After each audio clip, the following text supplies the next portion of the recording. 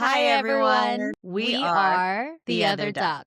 The Other Duck has always been about bringing people together. Over a decade later, this podcast is our way of reconnecting with the community that raised us.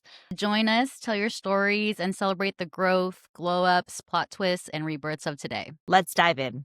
Thank you guys for joining us for another Other Duck podcast. It's April and Cheryl, and today we got Gigi Torres and Alban Vicencio-Nguyen. We usually do solos, but today's a treat because we're speaking with two very influential powerhouses in the Southern California dance community. Gigi Torres, what can I say? This woman took me under her wing. I want to say 2005. She's traveled all around the world. You can find her choreography on So You Think You Can Dance International. She's done choreography for Girls' Generation down to TXT. Gigi's also a co-founder of a company called Reclaim and Rise with Allison. Reclaim and Rise is a wellness community for movement and mind. They empower dynamic beings to dance through the hustle of life. So we're very excited to have Miss Gigi Torres, dance educator, choreographer, and mentor. We also have my bestie, Alban Vicencio, who is part of the dance community and has been a leading figure in the community also since 2005 through Cabo Modern and Cabo Modern Legacy. She's a mom of two, and while she's a mom of two, she's also a career woman. She founded Dance at Airbnb, and she's always continuously bringing together community in all of her different passions, whether that is her career or dance or her family. We're so excited for these two and can't wait to get into the pod. I like that. Can't wait to get in the pod. Oh, I like are we in it. the pod? Are we in the We're in the pod right pod. now? We're in the pod. I can start. How have you personally changed since the early days of The Other Duck? Yeah. I mean, around 2007, when we were living together, I definitely remember your big computer on the kitchen counter. It would just hum and just be super loud, like rattling. About to take But I, off. but that was a really special time for all of us, I think, because we were still like college. So I remember for me, that was my third year in college, my third year in Cabo Modern. And I feel like around that time, we were, at least I was in an age where I was like, oh, well, I'm like one of the older kids, but also trying to find myself as like, what am I trying to say? Not necessarily a professional, but I was still so young thinking I was big or mature, if that makes sense. And I feel like a lot of us were really trying to find our own coming from being in the community for a couple years, kind of at that time where um again, we were learning so much, but still we had a lot to offer and a lot to give. And so I think there was a hunger that came from that time frame. It's so funny because I look back at it now and I'm like, God, we were so young. But like when we were in it, we were like, damn, we're the shit. Like, oh, we're so cool. Like, let's do this and this. And so I smile fondly about those times, thinking about it now, because I was like, man, we were babies, but we were really going after it. Like we were training, you were doing all of your other duck things, and we were really just going after it. And so I think that's a time that was really special because that, I think specifically 2007 was when we all started to come into our own. Yeah, I think the early days of the dance community was very vibrant. I think it was a lot of us were so wide-eyed to what was happening around us with a lot of the events that were happening and the people that we were meeting. And especially with the other duck, we were able to meet people on other teams and connect through that. And I think how have I personally changed? I've taken all of that as my foundations to bring to whatever I do next. So I think like I don't want to say I've changed. I want to say that I've evolved and brought those foundations with me. I actually have a question now that I'm seeing like both Jeej and Cheryl here because you both were definitely somebody that I looked up to, and I kind of hearing Alabon think that at that time we felt like we had our shit together and we were like the big kids. Jeej and Cheryl, did you guys feel like at that time you guys had shit together, or were you still like coming into something? I don't think I have my shit together even now. I'm just kidding. I'm just kidding. more than before. But I'm saying, I think for me, it was all trial and error. So even like when we, as Essence, went to Asia to teach, to other countries to teach, I didn't know how to make a contract. Like I was just like, all right, let's just do this, and like how to make this contract and the things that we needed to be protected by. Like I didn't know how to do any of that. Um, yeah, like it was all trial and error, and it was all just trusting ourselves that like we can do this, and having the people that were a part of our companies trust us as well. I think me and Cheryl also had just like so many conversations about like, all right, what are we doing and what's the vision and how are we going to get there? Mm. Great Yeah. conversations. Um, like what Gigi's talking about, that's the flow. It's like we don't know what we're doing, but when you're in that flow, it just works out. Mm. And Mm-hmm. I actually often crave to be back in that flow.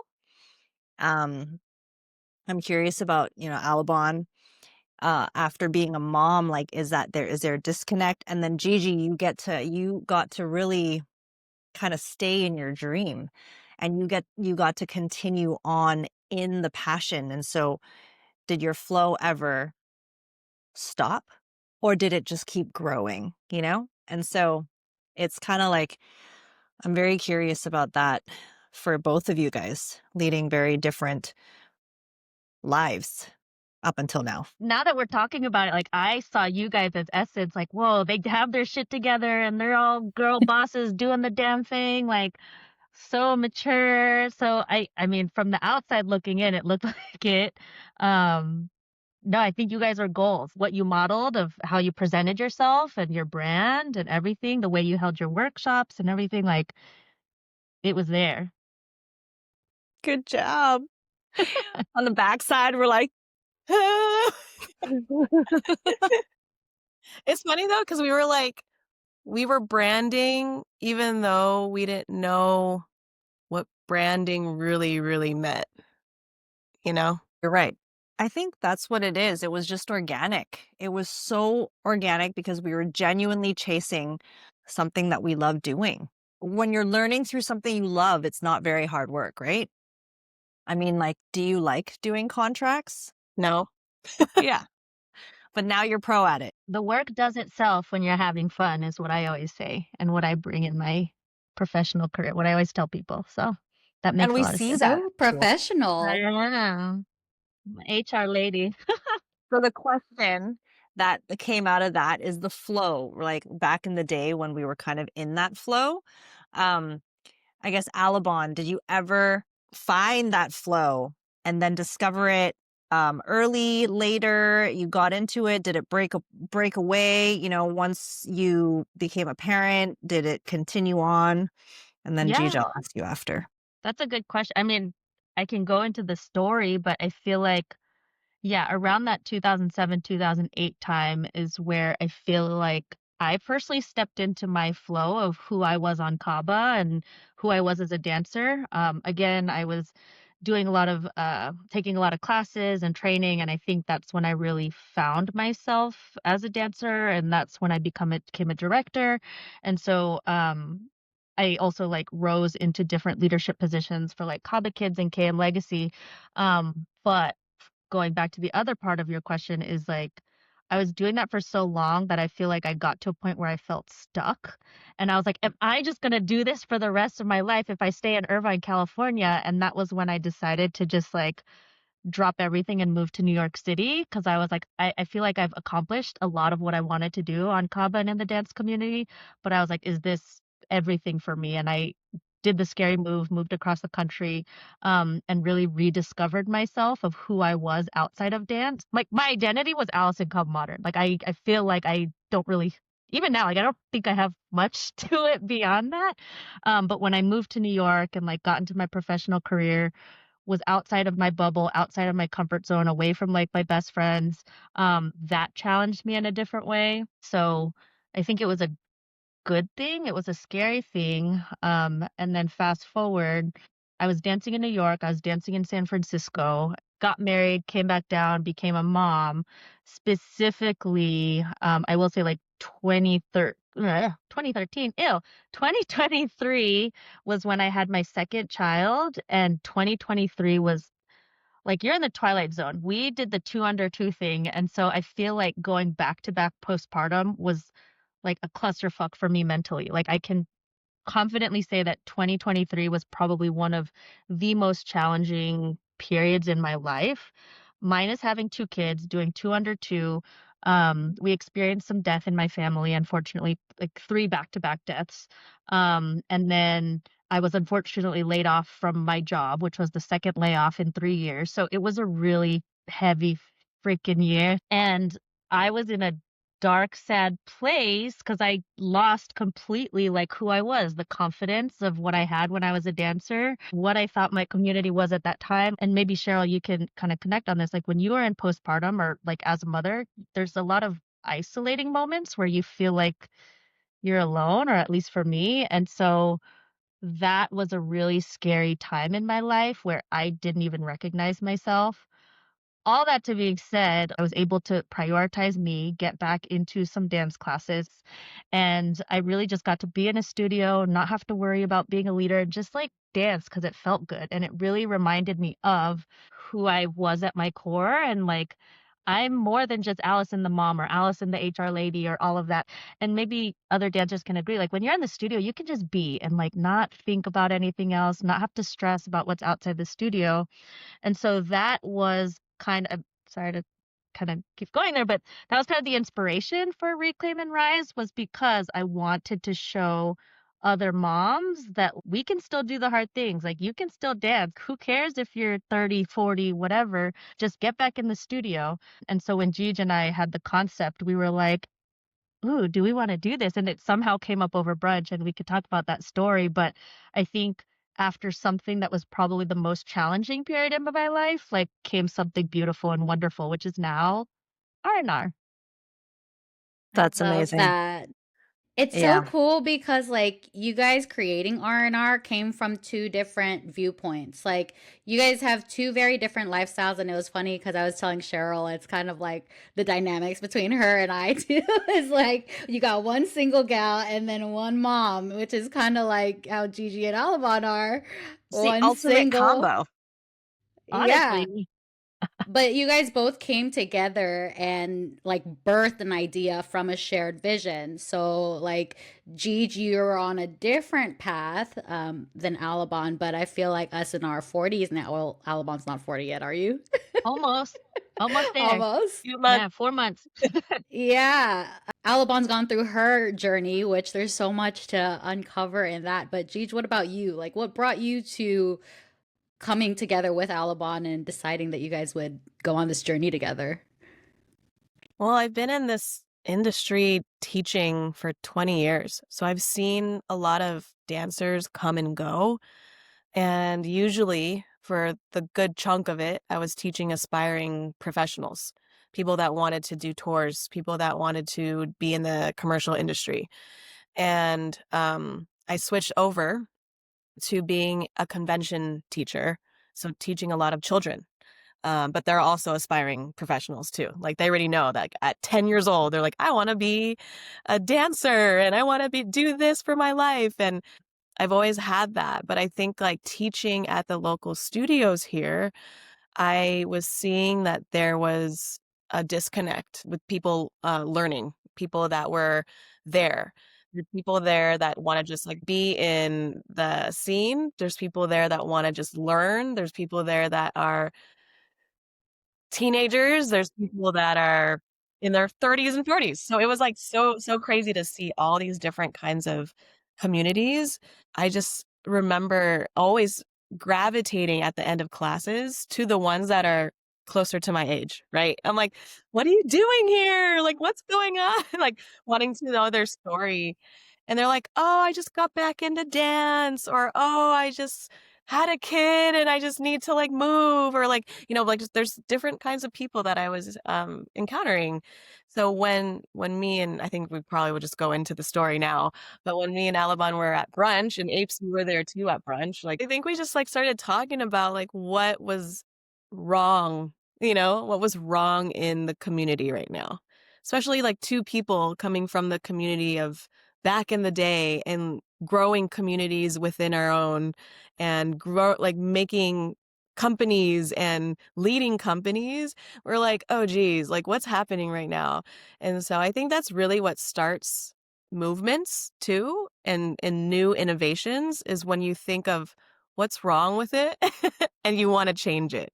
So I think we both like came together and were just like, hey, okay, wait, what? Like, how did you feel? Like, I remember like Alabon, you were talking about like how you felt in these classes. You Oldest wanna- one there all the time.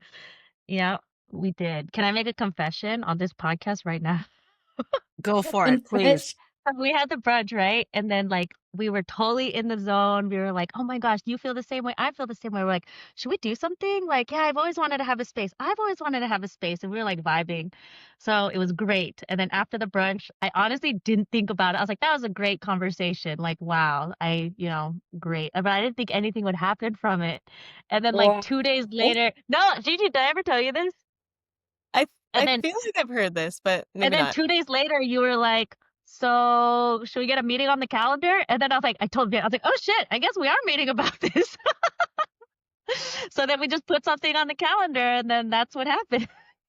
We gotta follow through with things, especially because like we did vibe. Like we vibed, like Yeah. and we're like, oh yeah, da, da, da. Like we're going back and forth with a lot of things. See, I feel like though that's a good example of like what I love about Jeej is like she makes shit happen. Like if even if it's an idea, like and we always joke that we like ambush people into coming to class or teaching for us, whatever. But like you low-key ambushed me into our first meeting and I was like, oh, okay. She ambushed you to But co-found this that's how whole you thing. like that's how you've been so successful is like you make these connections, you run with these ideas and you make them happen. And like I'm very glad that you did, but I very distinctly remember like where I was sitting when I got the text. I was in my downstairs like rocker, and then I texted me. I was like, "Oh, Gigi wants to meet." That's Damn. funny. It Oh, she's sounds like like, nothing's changed. Like Gigi's always been someone that I know to just make shit happen, you know? Yeah. So, yeah. I just want to bring it back to the flow now that it's the spotlight's on you, Gigi. Like you have been able to live your passion. And for the 20 years, did you ever feel like you fell off that flow or did you feel like the flow just kind of grew? Like, I mean, there's ups and downs always. There's ups and downs, and I think one of the ones that really comes out is like when we ended Essence. Like that was really hard for me. Like 6 years and then it's like, okay, everybody wants to do their own thing. Like we should probably end this. Like everybody's starting to get married and have kids and have like do all that and like go on their own journeys. So that was really hard for me. So I think finding my identity after that was really tough because we were always like it was kind of like the same thing. Like we had our Twitters. It was like GGX Essence, Apes X Essence. But I think like having to find my identity after that, after not having the girls around, was like, what do I do now? And I still had my teaching, but I'm like, what do I do? And that was really hard for me to find a flow. But I did. I found it after I created my dance programs. And that was like probably a year after I ended Essence. So I had my dance programs and that created a community as well. And then weirdly, I had like a weird flow when I was happy in a relationship, like mhm, in a relationship for 11 years. And like, there was a time when I was like, I can't create anything because there's no chaos. Like, mhm, did chaos to be able to create. I remember a lot of your choreography, a lot of the Yeah. pieces that had like feeling and emotion was all from like some crazy thing happening with some sort of relationship. And then it was Yes, like this awesome piece that came out of it. Oh, it that's was like, interesting. and I started teaching all of that stuff for Reclaim and Rise too for our throwback classes. And it brought me back to like, oh my God, like, this is nuts. I remember feeling the way I felt. I remember where I choreographed it. I remember like all of that. And I went back to that. And there was like a moment too where it wasn't even all about like relationships. It was about like even friendships and things too. And so I was like, wow, I was really mad here, like like I had a lot of rage, but I was able to bring it out through dance. But the flow was hard for me to find when there was no chaos. So I had to find it through being content and happy. Was that something that you enjoyed? Like, was it now like, okay, I now can find flow in quiet? In creation, I feel like the chaos was needed back in the day. I think now I'm like I want peace. Like in my adult life, I want peace. So I don't miss it and don't miss the actual like going through life of the chaos. But I think what really changed was having to find a new purpose. And a lot of my creations back in the day were for me. They were for me to release any kind of emotion. But now it's like, okay, this is for my students. Like the new purpose of like having to choreograph is definitely for them to be able to release, for them to be able to find who they are, to find their movement, for them to grow. Like it's not about me anymore. So I think that's the switch. And yes, I'm totally okay with that because that's where like everything comes into place of this is what I am meant to be doing. How's that different? Like when you're choreographing for expression and versus you're choreographing for someone else's expression? Like for kids, they need to find who they are. Like a 12-year-old, a 13-year-old trying to find who they are in this world and what they mean in this world.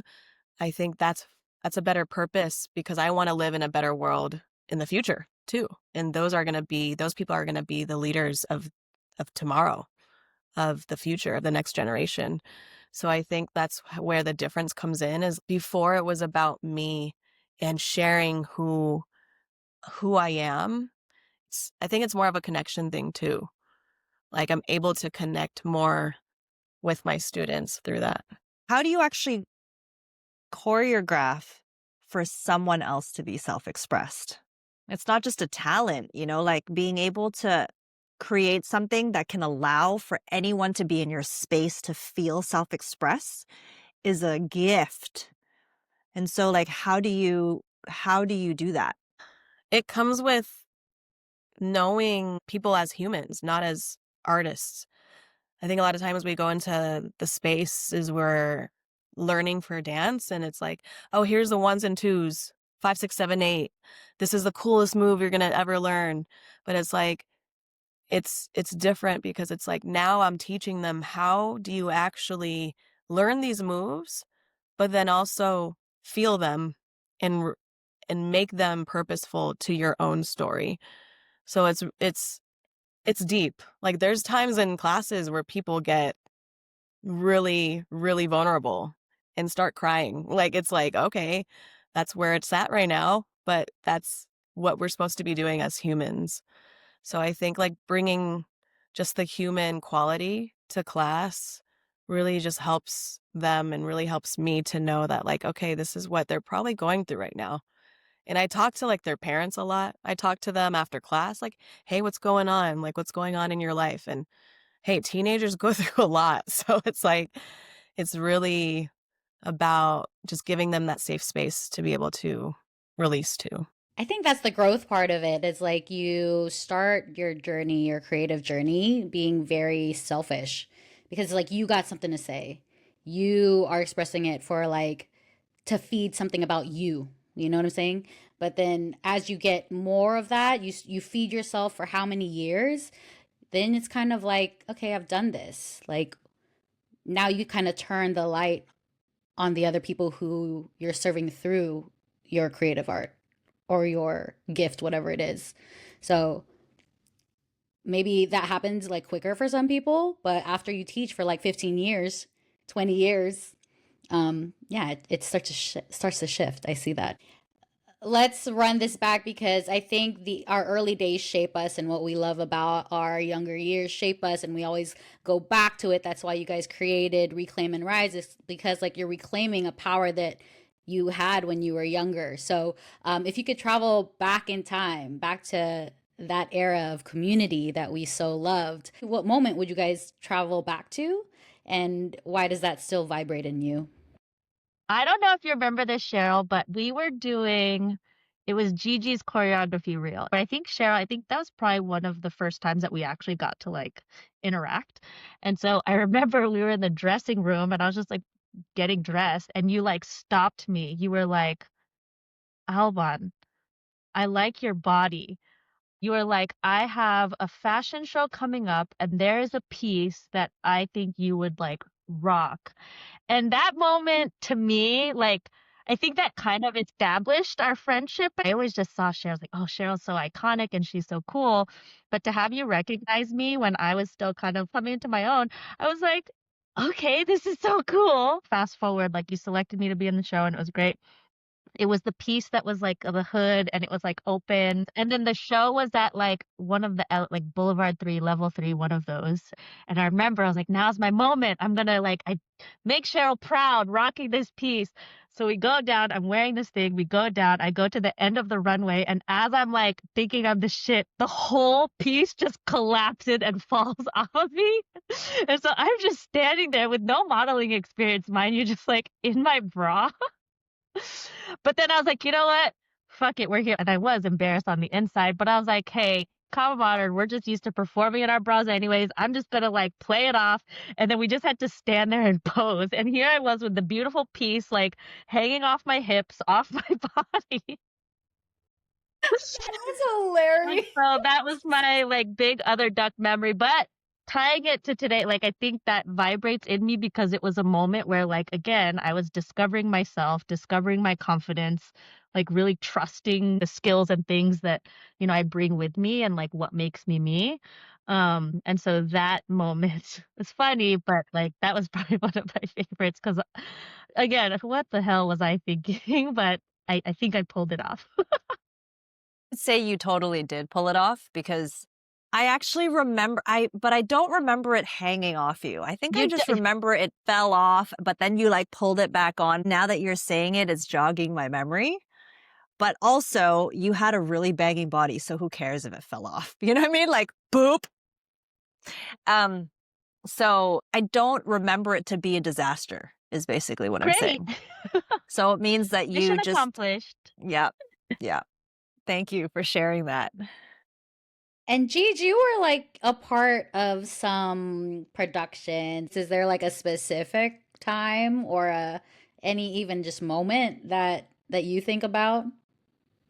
I loved when the sweat line came out and we did a photo shoot and like we were in a freight elevator. Like we did a photo shoot with everybody. I was wearing like the high turtleneck one that was like loose and the shorts that was like the color blocking. It was like one side was one color and then it was like the printed on the other side.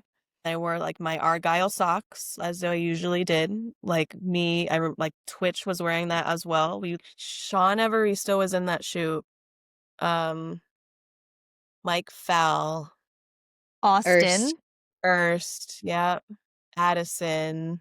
We were all doing something different at that time. And just being in that same room, I knew that I was supposed to be there.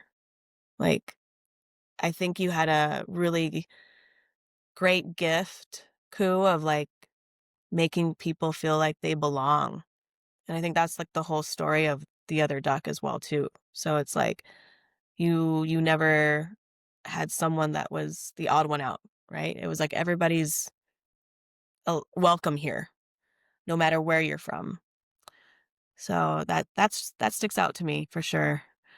What about all the car like the trunk of the car slanging? Like that and all of those dance workshops and all of the essence, like Yeah. events and that was so fun too. I would have to bring extra suitcases to all of my teaching gigs.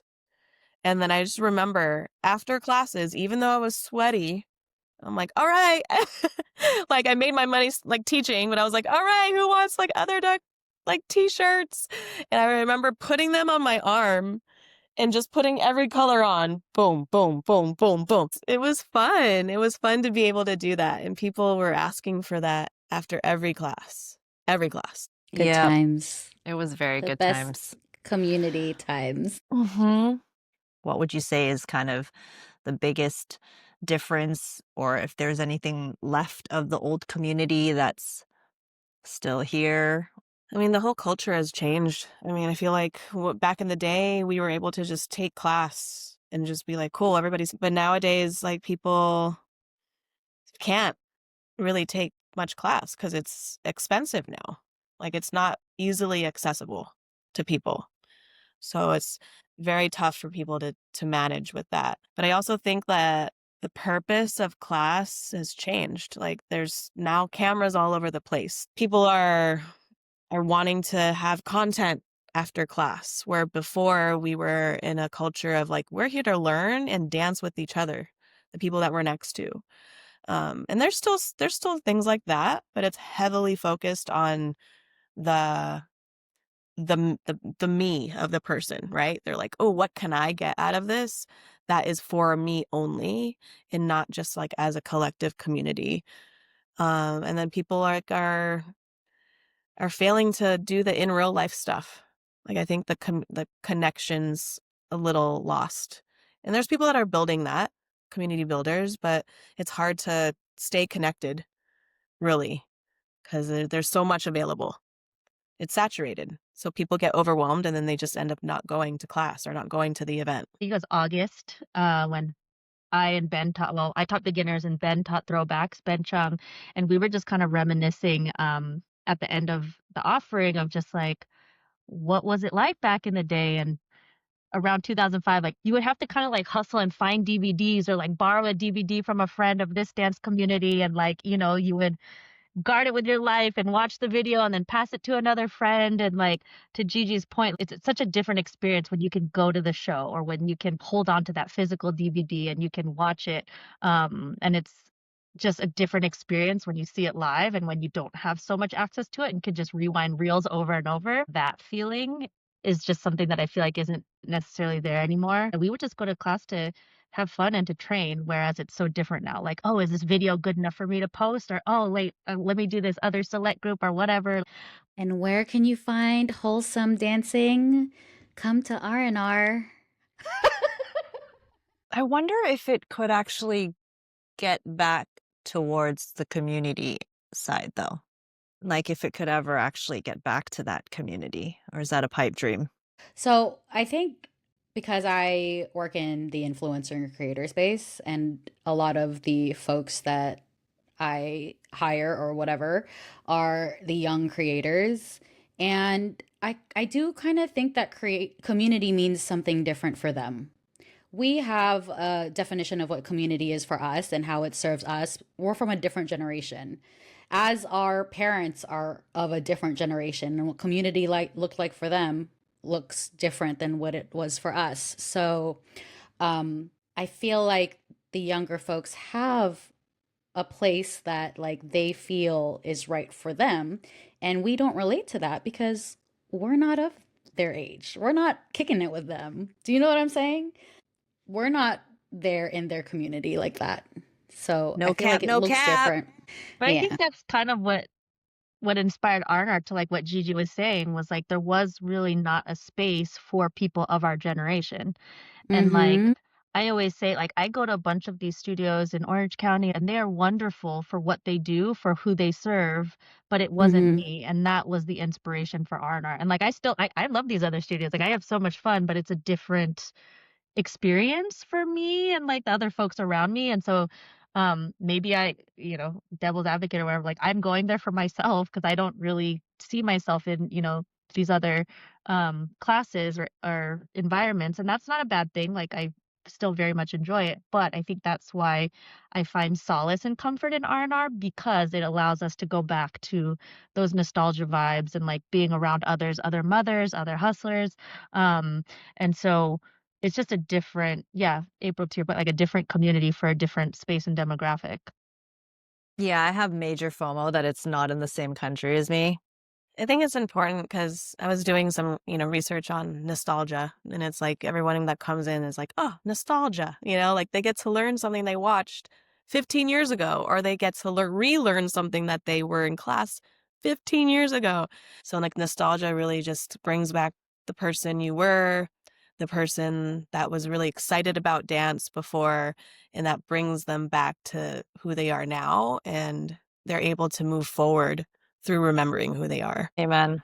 Coming from like being a mom and how I forgot who that person was, it's nice to have a space where you get to be remembered and to remember. This is good because I feel like as we are remembering who we are, there's growth in that. And then there's rebirths that happen. So this question is, when you hear the word rebirth, what's the very first image or feeling that comes to your mind?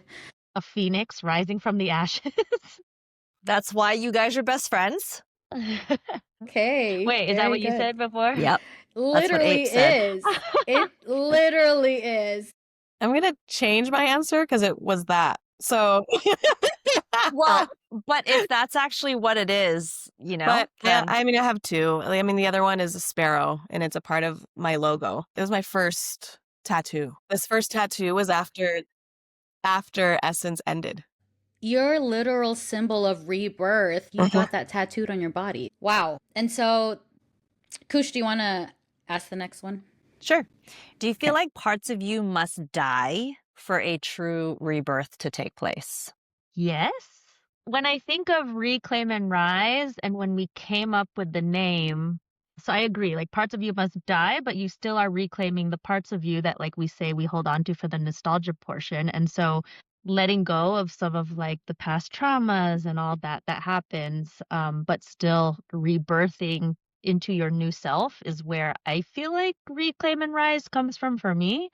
And so speaking again from a mom, it's like I'm reclaiming who I am because again, I lost myself in motherhood. I was like, who am I? What is this? I'm taking care of living things. But I still was me on the inside, like when I am in a studio. And so I really wanted to reclaim that.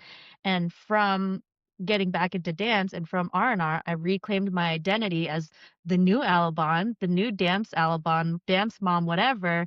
And now rising with, that identity of both. And that's something that like I'm working on a lot in therapy is like accepting the dualities of, your new life is like you can have the good and the bad. You can have yourself and be the mother. You can, experience two different things at once. And so for me, that is where I feel like my rebirth is and where again what reclaim and rise means to me. But what part of you had to die for? Because I Ooh. hear that you were picking up and like rebirthing and reclaiming and rising, but what part specifically of you did you feel like you had to kind of grieve and like let go I of? Yeah, I think it was shedding the weight of all of the negative and like bad stuff that happened to me because I think I during that year of 2023 when I lost myself and so I would say I had to shed all that and like let those parts die because those weren't necessarily me to then reclaim like my true self. What about you, Nice. Jeech? I don't know if I want to call it rebirth because since I've been doing this for so long, it's more about reinventing and the evolution of who I am. Because I feel like I'm the same person as I was. I still get my shit done. I still like have big dreams. I still bring people together, but it's like what is the next level? You can say that is the rebirth, but I think what has to die in order to get to the next level is usually that self-doubt, is usually the things that hold you back, whether that can be people, whether that can be your own mind. Um, but I think for me, yeah, it's been like that self-doubt or can I do this? Is this even possible? Can I sustain a life with this? And I'm here 20 years later saying like, oh yeah, like you can make a living off of doing this, like creative career, rebirth. Yes, like something has to die, but it's also like your limiting beliefs usually. So good. your limiting beliefs has to die. Thank you for sharing that, guys. Do you think that rebirth happens in silence, chaos, or community? I think a combination, and this is from my own journey. I feel like I had to go through a lot of therapy during that year to really do a lot of the inner work to heal some of the things that I was going through. So I think yes, in silence, but also B, like it was the community and building community that helped uplift me. And I feel like when you are growing and when you are pushing yourself outside of your comfort zone, it is the community that helps you rise. So I would say both. Silence and the community, Yes, for me. not so much chaos. Think chaos is what starts it, if that's how I'm thinking of it. Is like you kind of go through the chaos to then investigate and inspect, like, okay, what am I working on? So maybe the chaos is the start of it all, and then putting in the work and then being uplifted with community. G, what about you? I think all three as well, but I think every one of those has a different level. Like one could be higher than the other, depending on what era you're in of rebirth. Um, I would say everything that I've created through chaos has been a rebirth, like essence. Like that was a chaos of a breakup. Um, things like I've created during 2020, like new programs online. Like that was through chaos because everyone's like, "Ah, what's happening with the world?" But I do think like with community is when I started like after Essence and like started my programs after that. That was through community because I had to have my people together and like bring a new group of people together. Now in this journey where I'm at, I feel something different coming along. And I think for myself, I have to do this in silence though. Um, just because it's leveling up this way is very different than the past times of rebirth through the things that I've created. That was good. Yeah, I know. Drop mic drops everywhere, guys. What I'm hearing, like as we all start to mature, is there's this, like, we start looking to silence as some form of healing. Like there's something really big inside of silence. I think that's part of growing older because I think when we were younger and my mind is going to like 2007, like I was always so like, gotta be in front of people, gotta talk, always gotta like be busy, blah, blah, blah, blah, blah. But as you get older, you learn to like be comfortable in the silence and grow in the silence and appreciate the silence. Especially after being a mom, you want to be in silence. And so I feel like it's interesting how, like, it's so true what you said and how that becomes more apparent as we get older. Well I said, feel guys. that when I was in younger Other Duck, younger Essence, younger Kaba days, I definitely had to be in the chaos and the parties of it all. And now I'm like, I'm gonna lay down. I'm silence is like I'm building here. I am building my rebirth. Silence.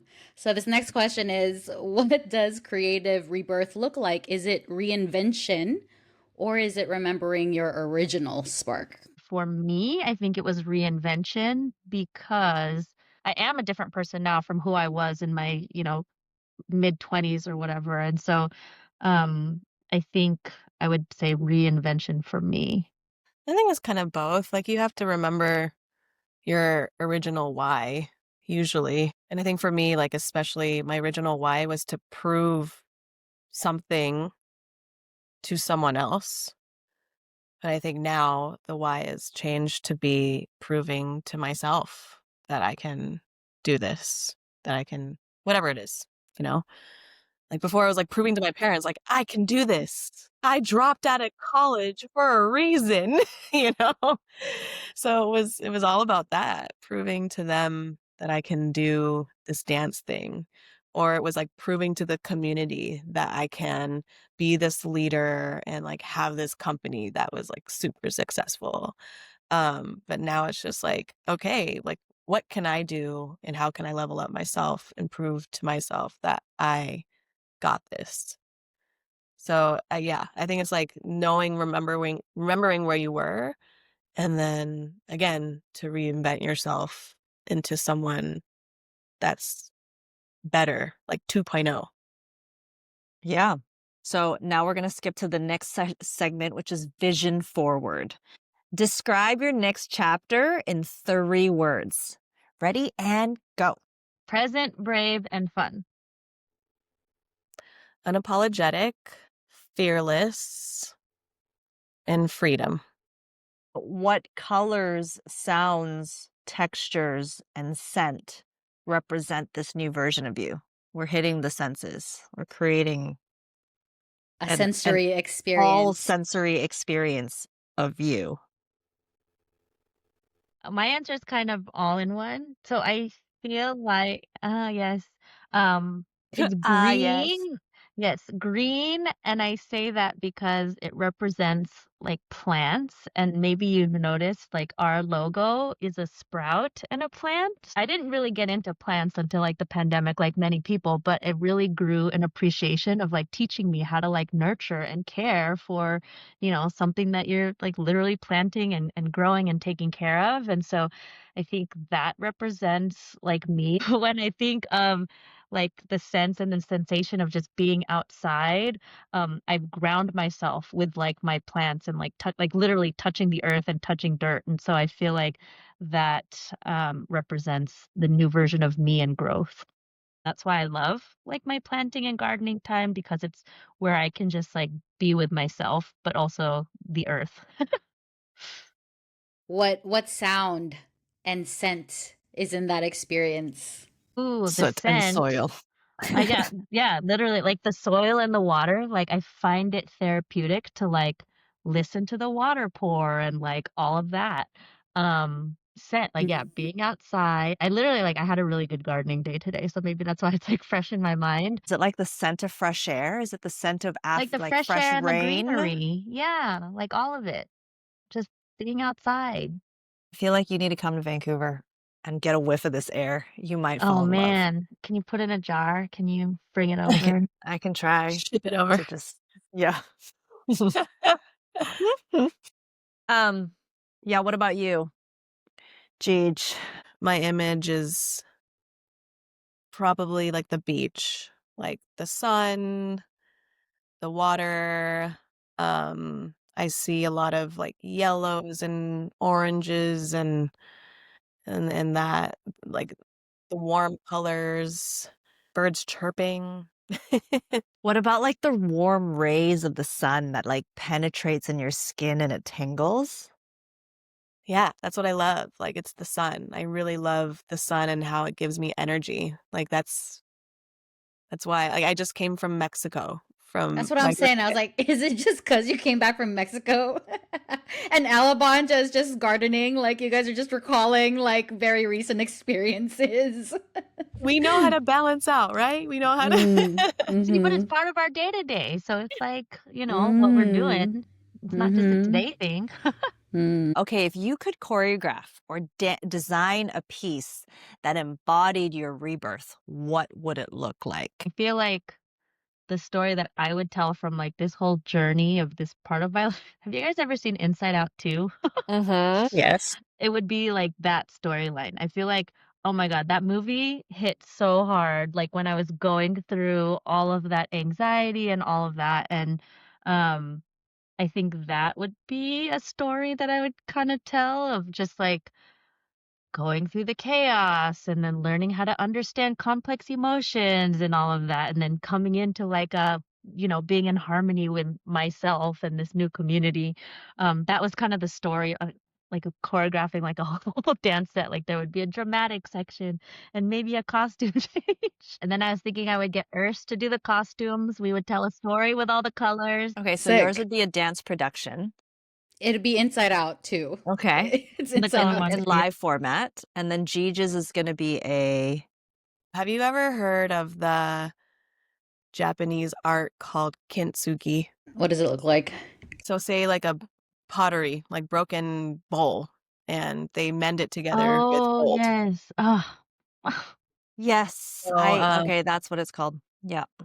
after my last breakup, I was like, okay, I need to find some solo time in silence.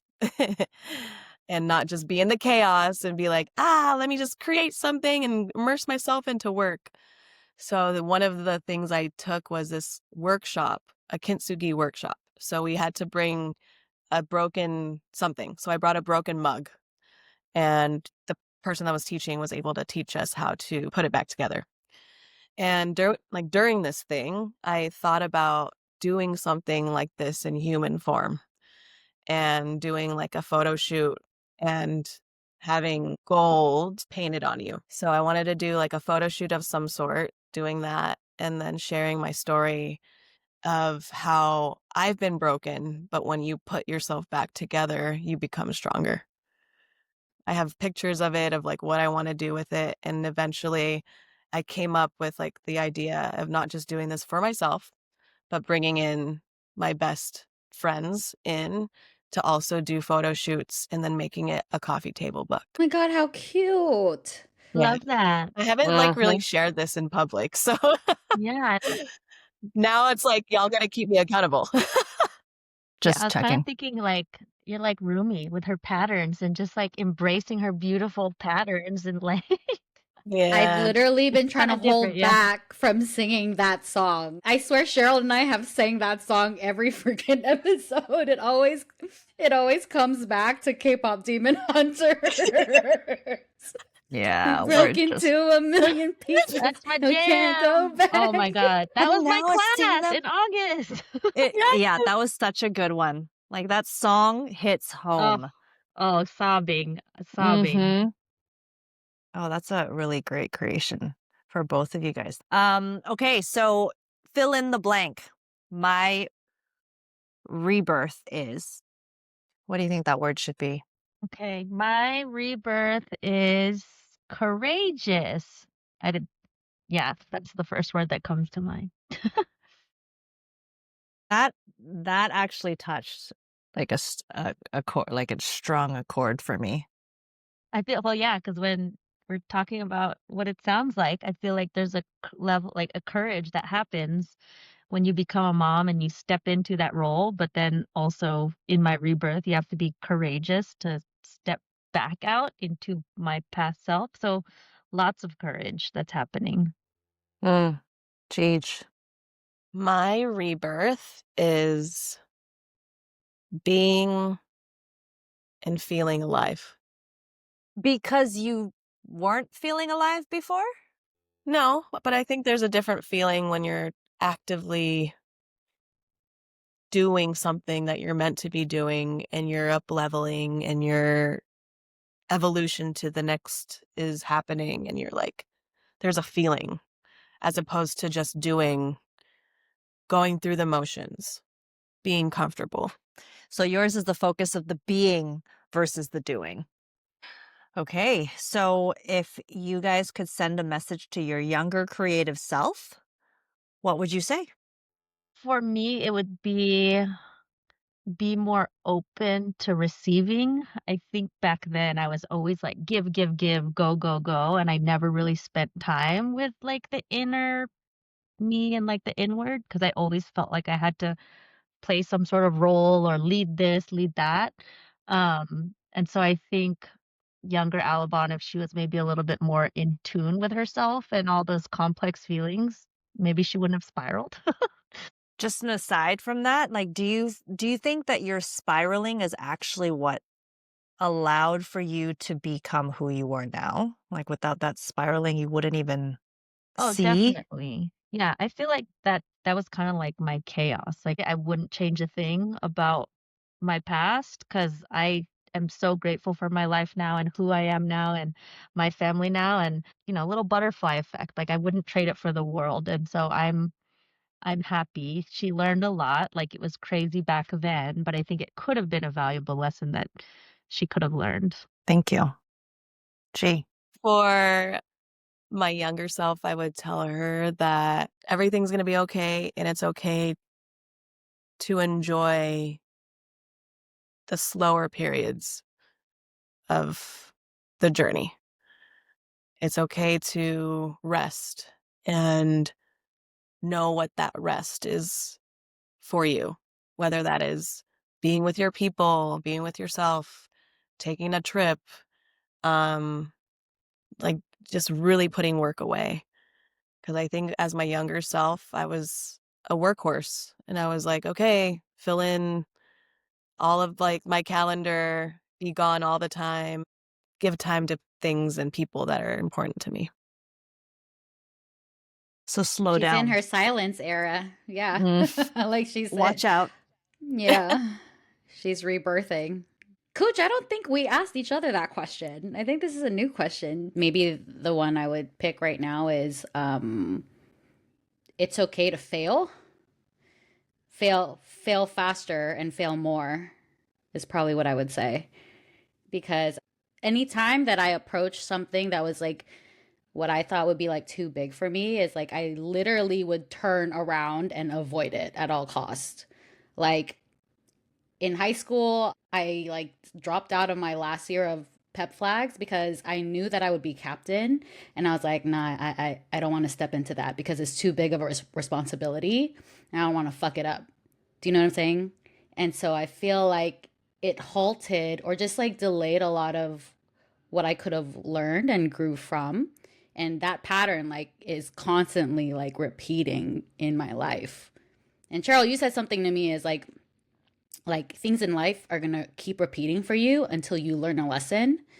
And like you're going to come across the same patterns, you're going to come across the same people, same problems until like you face it, and then that pattern will no longer be around because you finally faced it.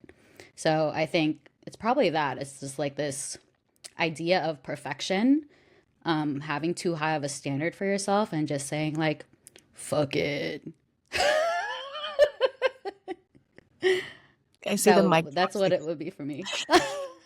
Mic drops. Yeah. Do you have Mine yours, is Cooch? I do. Mine is go for it.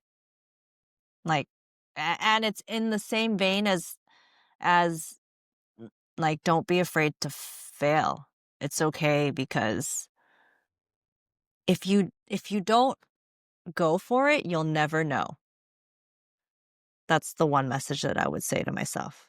There's many things that I think about, like especially my 20 years in LA, and even in New York, like the times when I went for things, I felt the most like proud or not maybe accomplished, like just going to school in New York, um, or taking up the internships that I really, really wanted, or even trying out for Breed back then. And the things that I never went for, like auditioning, um, it holds something still where it's like you should have just done it, and like who cares if you don't get it or rejected or turned away, or like at least you would have learned something from it. I think I let my fear of rejection stop me from doing the things that I really, really, really wanted to do.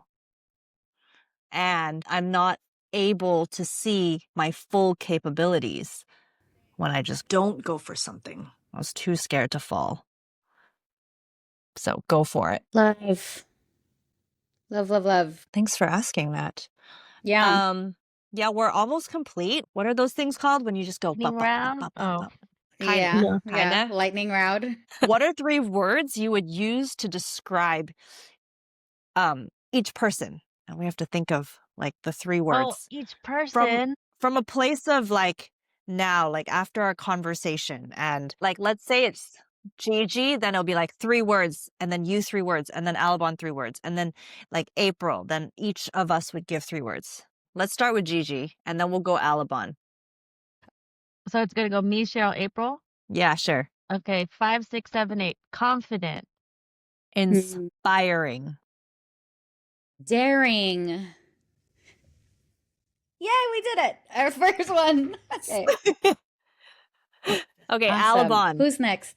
Alabon. Brilliant. Fire. Empathetic.